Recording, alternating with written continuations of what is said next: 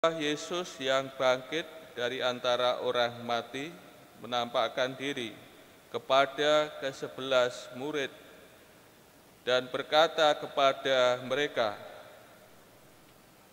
"Pergilah ke seluruh dunia, beritakanlah Injil kepada segala makhluk. Siapa yang percaya dan dibaptis akan diselamatkan. Tetapi siapa yang tidak percaya akan dihukum. Tanda-tanda ini akan menyertai orang-orang yang percaya. Mereka akan mengusir setan-setan demi namaku. Mereka akan berbicara dalam bahasa-bahasa yang baru bagi mereka. Mereka akan memegang ular, dan sekalipun minum racun maut, mereka tidak akan mendapat celaka. Mereka akan meletakkan tangannya atas orang sakit, dan orang itu akan sembuh." Demikianlah sabda Tuhan.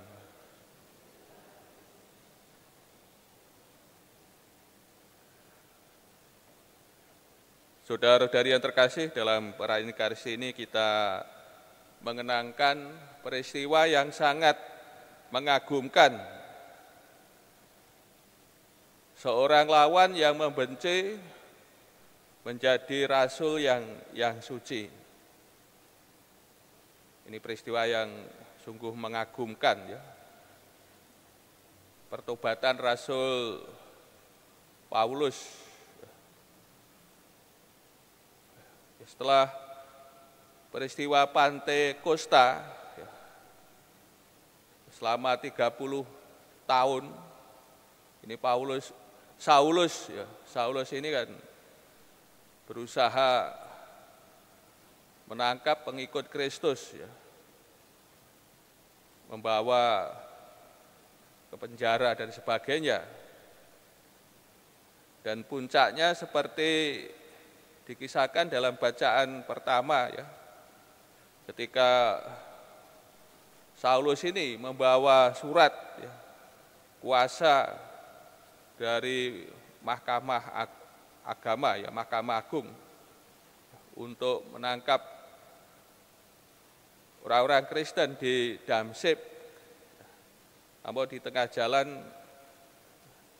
bagaimana Tuhan Yesus sendiri, ya, menyergapnya, ya, dan terjadi dialog, ya, antara Tuhan Yesus dan Saulus. Yang menarik Pasien kasih, ya, dalam sabda Tuhan, ya, yang dianiaya Saulus, ya, adalah para murid Kristus, ya, para murid Tuhan. Namun Tuhan sendiri, ya, bersabda bahwa dirinya lah yang ia aniaya. Ini suatu yang luar biasa. Para murid sebagai gereja, ya, sebagai tubuh Kristus, menganiaya para muridnya, ya, Tuhan sendiri yang dianiaya. Dan akhirnya Rasul Paulus, ya, ini mendapatkan rahmat. Kiranya yang mengubah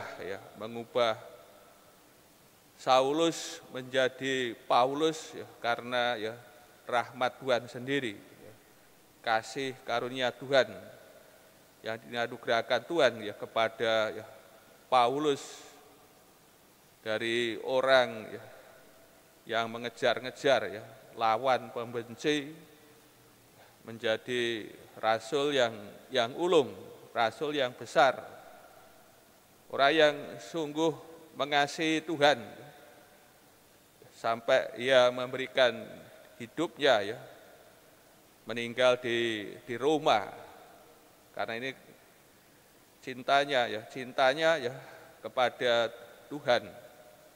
sungguh luar biasa.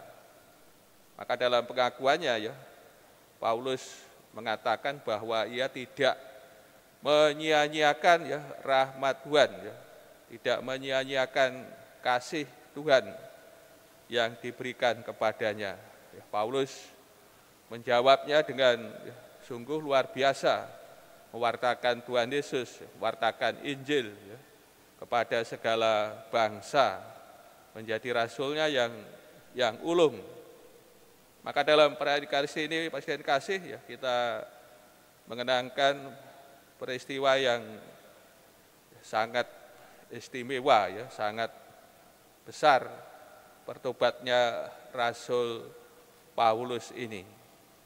Maka dalam perayaan Ekaristi ini kita diajak ya, masih banyak orang yang belum mengenal Tuhan Yesus dan Injilnya, maka kita diajak untuk berdoa bagi mereka supaya Tuhan sendiri menjamahnya, memanggilnya, dan juga melalui bacaan Injil kita para muridnya diingatkan mempunyai tugas kewajiban yang sangat penting, sangat mendasar ya. Sebagaimana disabdakan oleh Tuhan Yesus, pergilah ke seluruh dunia, beritakanlah Injil kepada segala makhluk. Siapa yang percaya dan dibaptis akan diselamatkan, tetapi siapa yang tidak percaya akan dihukum.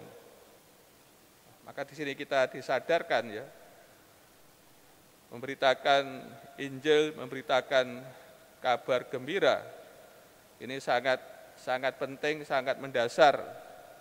Tujuannya supaya orang percaya dan menerima baptisan dan akhirnya menerima ya, keselamatan. Para saudara kasih, ya, kita disadarkan dan diingatkan kita mempunyai kewajiban yang penting diutus oleh Tuhan Yesus Kristus sendiri supaya memberitakan Injil, memberitakan kabar gembira, memberitakan Tuhan Yesus sendiri. Tujuannya ya, supaya sesama kita diselamatkan, ya, memperoleh keselamatan dan bukan dihukum oleh Tuhan. Maka melalui sabda Tuhan ini dan perayaan Ekaristi ini ya, kita diutus oleh Tuhan untuk mewartakan ya kabar gembira, warta sukacita, dan perutusan ini sangat menentukan untuk keselamatan sesama kita.